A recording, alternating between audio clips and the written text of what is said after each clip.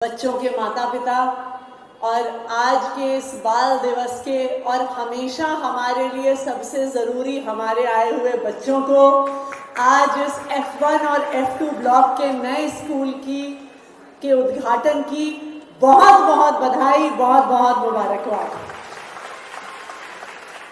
मैं यहाँ पे मुझे लगता है शायद 2 महीने पहले जब ये भवन का काम चल रहा था तो मैं यहाँ पे आई थी इसका इंस्पेक्शन करने के लिए और पीडब्ल्यूडी और शिक्षा विभाग को इस काम को जल्दी ख़त्म करने के लिए वो इंस्पेक्शन था। और मुझे याद है जब हम इस सड़क से आ रहे थे, सब जानते हैं कि सुंदर नगरी नंद नगरी कितना डेंसली पॉपुलेटेड एरिया है। ये ऐसा इलाका है जहाँ पर पाँव रखने की जगह नहीं मिलती, लेकिन जब आप इस सड़क पर आइए तो ये F1 F2 स्कूल की बिल्डिंग देखकर विश्वास नहीं होता कि ये सुंदर नगरी के बीचों बीच है, ये नंद नगरी के इलाके के बीचों बीच है। आज इस स्कूल का उद्घाटन करते हुए मुझे खासकर खुशी है क्योंकि मुझे याद है 2015 में जब हमारी सरकार नई बनी थी और हम दिल्ली के इस हिस्से में स्कूल के इंस्पेक्शन करने आते थे, हर क्लास में 100, 125, 150 बच्चे बैठा करते थे, फर्श पर बैठा करते थे, टाट पट्टी पर बैठा करते थे।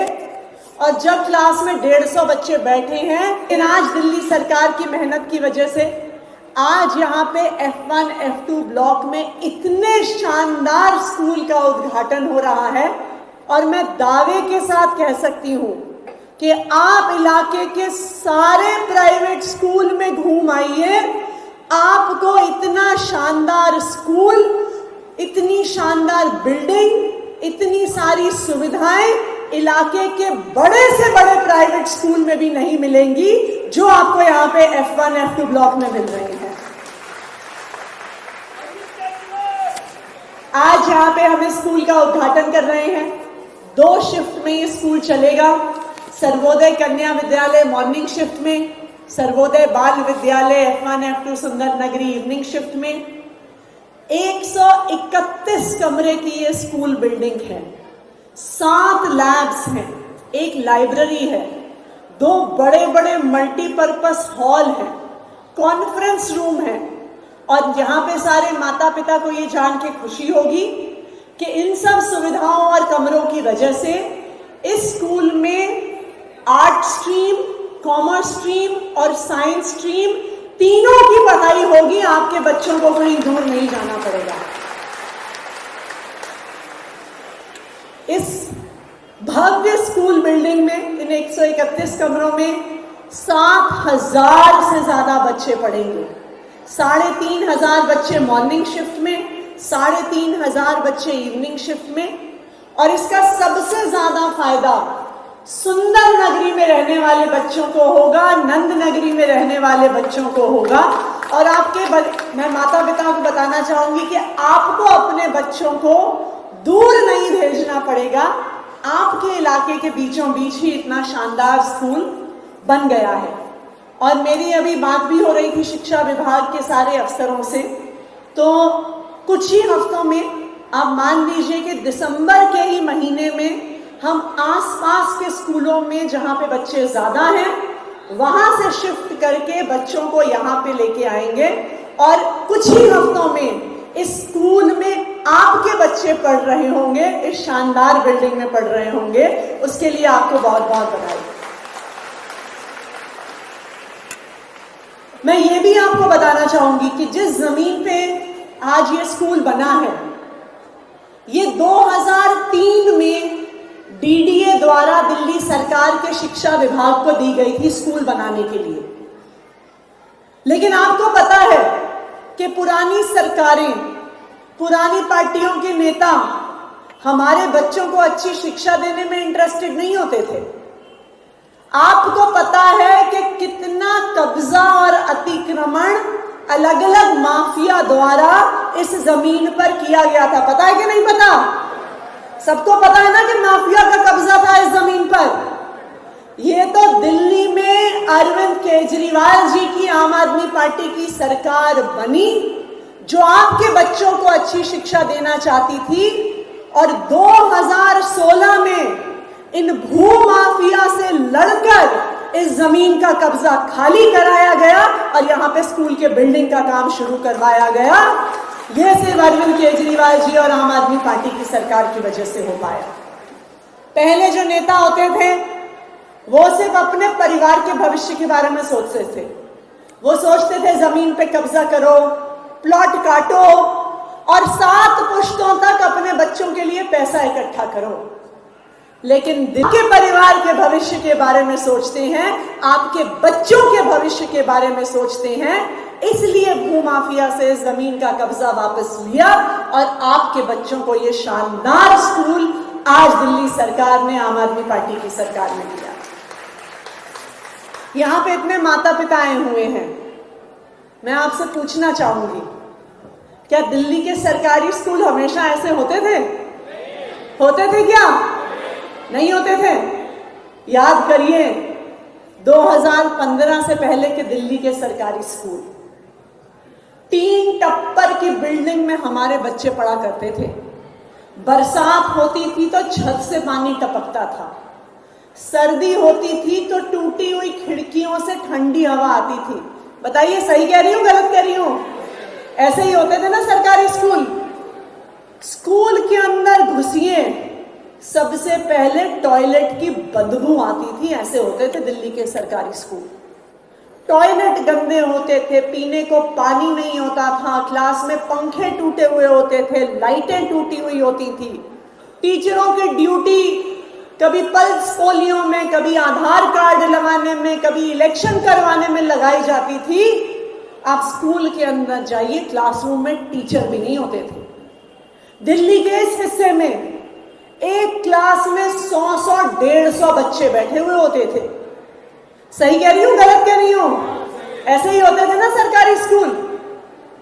कौन अपने बच्चों को ऐसे हालात में सरकारी स्कूल में भेजना चाहता था? कोई नहीं भेजना चाहता था। जिस परिवार के पास भी थोड़े से पैसे आ जाते थे, वो अपने बच्चों को सरकारी स्कूल से निकाल के प्राइवेट स्कूल में एडमिशन करवाते थे। करवाते थे नहीं करवाते थे? पेट काट काट कर अपने बच्चों को प्राइवेट स्कूल में पढ़ाते थे, क्योंकि हमें पता था कि अगर इस टूटे फूटे सरकारी स्कूल में बच्चा पढ़ेगा तो उसका कोई भी भविष्य नहीं होगा। हमारे देश में कहते हैं ना कि आपका भविष्य आपके हाथ की लकीर में लिखा होता है। ये सच्चाई थी।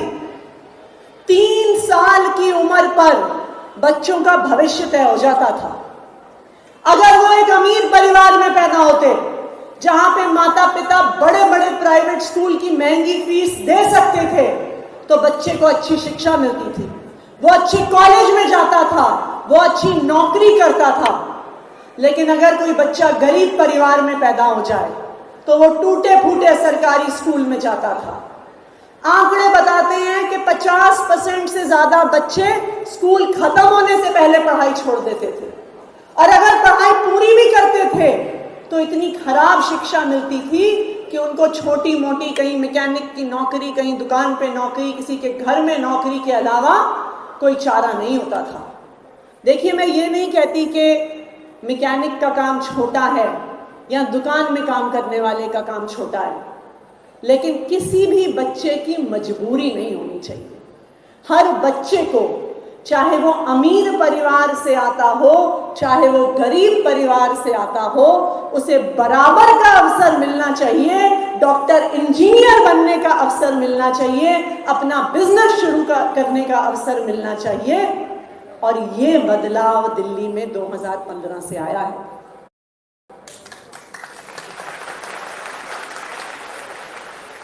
आप लोगों ने, खास करके सुंदर नगरी के लोगों ने हमेशा से हमें बहुत प्यार दिया है।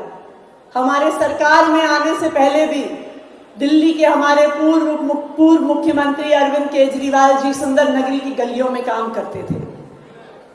यहीं से हम लोगों की राजनीति की शुरुआत हुई, और आज देखिए, आप लोगों के प्यार की वजह से, आप लोगों के आशीर्वाद की वजह से दिल्ली के सरकारी स्कूलों में कितनी बड़ी शिक्षा क्रांति आई है।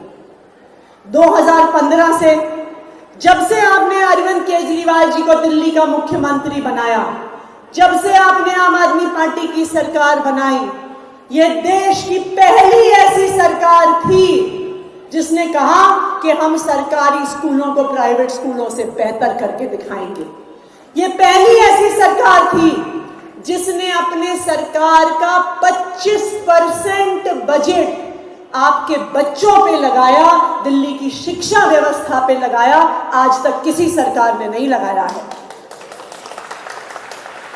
पिछले 10 सालों से लगातार हर साल दिल्ली सरकार का सबसे ज्यादा बजट आपके बच्चों की शिक्षा पे लगता है।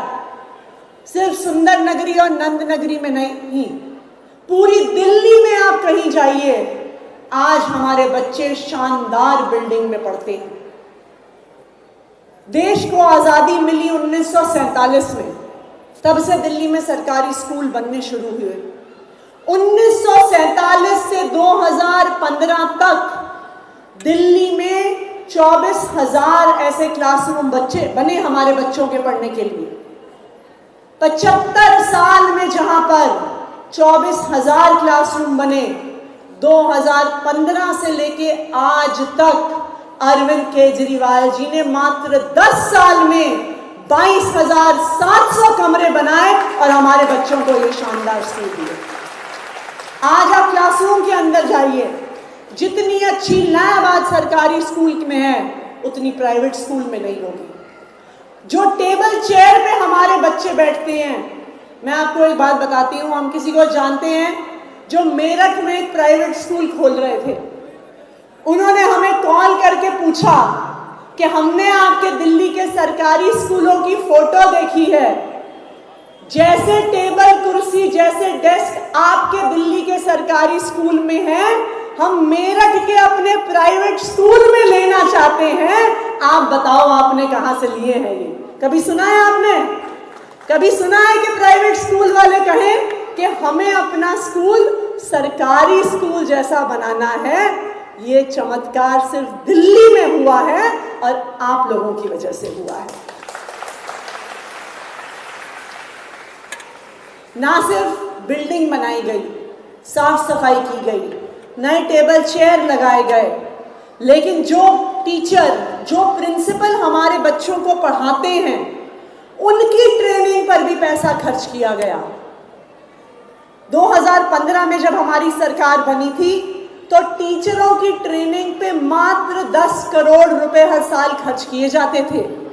लेकिन जब अरविंद केजरीवाल जी दिल्ली के मुख्यमंत्री बने, जब मनीष सिसोदिया जी दिल्ली के शिक्षा मंत्री बने, तो इस 10 करोड़ के बजट को 10 गुना किया गया और आज 100 करोड़ रुपए हर साल हमारे टीचरों और प्रिंसिपल के ट्रेनिंग पे लगाए जाते हैं। इतना पैसा किसी राज्य में नहीं लगता। हमारे प्रिंसिपल्स को ट्रेनिंग के लिए देश विदेश भेजा, अमेरिका भेजा, इंग्लैंड भेजा, सिंगापुर भेजा।